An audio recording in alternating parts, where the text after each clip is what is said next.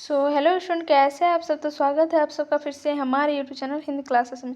तो जैसा कि आपको थंबनेल तक का पता चल गया होगा, ये आपका क्लास 8 के बच्चों के लिए वीडियो रहने वाला है। ठीक है, तो ये आपका साइंस का रहने वाला है। तो प्लीज़ वीडियो को शुरू से लेकर अंत तक देखिएगा। चैनल पर न्यू है, चैनल को सब्सक्राइब कर लीजिए, बेल नोटिफिकेशन ऑन कर दीजिए, अपने फ्रेंड्स को भी ये वीडियो शेयर कर दीजिए। ठीक है, तो ये जो वीडियो है तो इसमें कुछ जनरल इंस्ट्रक्शन दिया है और ये आपका आंसर के साथ हम इसका सॉल्यूशन देखने वाले हैं। तो प्लीज़ वीडियो को पूरा देखिएगा। सबसे पहले इस प्रश्न पत्र में कुल 10 प्रश्न है, सभी प्रश्नों का उत्तर देना अनिवार्य है। प्रश्न के प्रकार 1 से 5 तक वस्तुनिष्ठ प्रश्न रहेंगे, ऑब्जेक्टिव टाइप। 6-7 जो रहेंगे आपके लघु उत्तरीय प्रश्न रहेंगे और अति लघु उत्तरीय। ठीक है, और 8 नंबर जो रहेगा आपका लघु उत्तरीय प्रश्न 3 मार्क्स का, और 9-10 जो रहेगा आपका दीर्घ उत्तरीय प्रश्न रहने वाला है। तो चलिए देखते हैं किस तरह का क्वेश्चन दिया हुआ है। तो वस्तुनिष्ठ प्रश्न में ऑब्जेक्टिव टाइप जो रहेंगे उसमें 4 ऑप्शन दिया हुआ है। ठीक है, तो उसमें से करेक्ट ऑप्शन को आपको चूज करना है। तो क्या बोल रहे हैं, वायु में ऑक्सीजन की मात्रा लगभग 10% है। तो वायु में ऑक्सीजन की मात्रा कितना प्रतिशत है, तो कितना प्रतिशत है, 20%। ठीक है, वायु में ऑक्सीजन की मात्रा जो है वो कितना प्रतिशत है, तो आपका 20% है। नेक्स्ट क्वेश्चन देखिए कि इनमें से कौन विषैली गैस है। विषैली गैस, ठीक है, कार्बन डाइऑक्साइड, कार्बन मोनोऑक्साइड, या फिर आपका ऑक्सीजन, या फिर क्लोरोफ्लोरोकार्बन। तो विषैली गैस बोल रहे हैं तो कार्बन मोनोऑक्साइड, क्योंकि इससे लोगों का जान भी जा सकता है। ठीक है, रेफ्रिजरेटर में किस गैस का उपयोग किया जाता है, किस गैस का उपयोग किया जाता है, नाइट्रोजन का, क्लोरोफ्लोरोकार्बन मैंने CFC, कार्बन डाइऑक्साइड, या कार्बन मोनोऑक्साइड। तो इसका कौन सा हो जाए करेक्ट, तो क्लोरोफ्लोरोकार्बन का। ठीक है, इसका यूज़ किया जाता है रेफ्रिजरेटर में। फिर क्या हो रहा है, प्रतिवर्ष वन महोत्सव किस माह को मनाया जाता है। ठीक है, प्रतिवर्ष वन महोत्सव किस माह में मनाया जाता है, जुलाई, नवंबर, जनवरी या फरवरी। तो किस में मनाया जाता है, जुलाई में। ठीक है, ऑप्शन नंबर ए जो है करेक्ट हो जाए। स्वच्छ और पीने योग्य पानी कहलाता है जल, पेय पदार्थ, पानी या पेयजल। तो इसको हम लोग क्या बोलेंगे, जो पीने योग्य पानी होगा उसको हम लोग क्या बोलेंगे, पेयजल बोलेंगे। ठीक है, तो इसको कौन सा करेक्ट हो जाएगा, पेयजल बोलेंगे या पानी बोलेंगे, पेयजल बोलेंगे। ठीक है, ऑप्शन नंबर डी इसका करेक्ट होना चाहिए। ठीक है, अब सेक्शन बी में देखेंगे अति लघु उत्तरीय प्रश्न।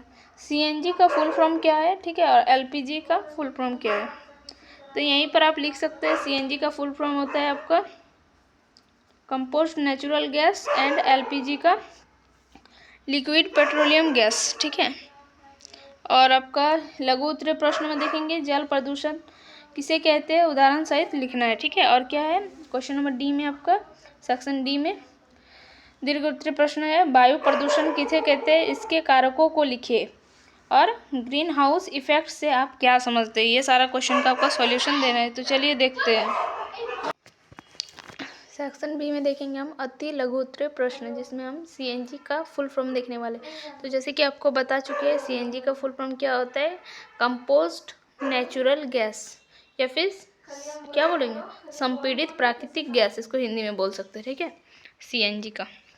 LPG का फुल फॉर्म क्या बोलते हैं, इसको लिक्विफाइड पेट्रोलियम गैस बोल सकते हैं, या फिर द्रवीकृत पेट्रोलियम गैस। ठीक है, द्रवीकृत पेट्रोलियम गैस भी कहा जा सकता है। चलिए नेक्स्ट क्वेश्चन को चलते हैं। लघु उत्तरीय प्रश्न में आपका दिया है जल प्रदूषण किसे कहते हैं, इसको उदाहरण सहित समझाना है। ठीक है, जब जल में अनचाहे पदार्थ जैसे कि विषाक्त या रसायन, कचरा या फिर मल मूत्र आदि मिल जाते हैं, जिससे जल की गुणवत्ता गिर जाती है। ठीक है, जिससे जल की गुणवत्ता क्या हो जाती है, कम हो जाती है, और वह उपयोग के लायक नहीं रहता, तो इसे जल प्रदूषण कहते हैं। ठीक है, तो इसी को क्या कहते हैं, जल प्रदूषण। उदाहरण के लिए कारखानों से निकलने वाले रसायनों का नदियों में गिरना, ये भी एक जल प्रदूषण का कारण है। दूसरा, नालों का गंदा पानी और कूड़ा कचरा जल स्रोत में डालना, ये भी एक जल प्रदूषण का मुख्य कारण है। तो ये सारे उसके कुछ कारण है। ठीक है, उदाहरण है जल प्रदूषण होने का। तो चलिए नेक्स्ट क्वेश्चन की ओर चलते हैं। सेक्शन डी में हम देखेंगे दीर्घ उत्तरीय प्रश्न। ठीक है, वायु प्रदूषण किसे कहते हैं, इसके कारकों को लिखिए। वायु में हानिकारक जैसे अनचाहे पदार्थ के मिलने से जब हवा स्वास्थ्य और पर्यावरण के लिए हानिकारक हो जाती है तो इसे वायु प्रदूषण कहते हैं। वायु प्रदूषण होने के मुख्य कारण जैसे कि वाहनों से निकलने वाली धुआएं जैसे कि CO और CO2, कारखानों और उद्योगों की चिमकिनियों से निकलता धुआं, जो उनके चिमनियों से जो चिमनी बना होता है, ठीक है, कारखानों में बड़े बड़े या फिर उद्योगों में, उनसे जो धुआं निकलता है ये भी वायु प्रदूषण का एक कारण है। लकड़ी और कंडे जलाने से उत्पन्न धुआं, ये सारे भी किसके उदाहरण है, वायु प्रदूषण का। और क्लोरोफ्लोरोकार्बन का यूज़, ठीक है, रेफ्रिजरेटर वगैरह में क्लोरोफ्लोरोकार्बन का यूज़ होता है, तो ये भी एक बहुत बड़ा कारण है आपका किसका, वायु प्रदूषण होने का। तो चलिए नेक्स्ट क्वेश्चन की ओर देखते हैं। तो इसको आप स्क्रीनशॉट मार सकते हैं। Question number 10, green house effect, जिसको हम लोग पौधघर प्रभाव से आप क्या समझते हैं, ठीक है, जिसको ग्रीन हाउस इफेक्ट को हम लोग पौधघर प्रभाव भी कहते हैं हिंदी में। ठीक है, सूर्य की किरणें पृथ्वी की सतह को गर्म करती है। पृथ्वी द्वारा परावर्तित किरणों का कुछ भाग वायुमंडल में मौजूद गैसों जैसे कि कार्बन डाइऑक्साइड, मीथेन रोक लेती है। इस कारण जो कण होते हैं, ठीक है, इन कणों के रुकने से पृथ्वी का तापमान बढ़ जाता है। ये जो कण होते हैं, ठीक है, ये रुक जाते हैं। कौन सा, जो हमारे सूर्य से आते हैं, किसकी वजह से, हमारे वायुमंडल में जो गैसेस है जैसे कि कार्बन डाइऑक्साइड, मीथेन, ये सब, ठीक है, इन कणों के रुकने से पृथ्वी का तापमान बढ़ जाता है।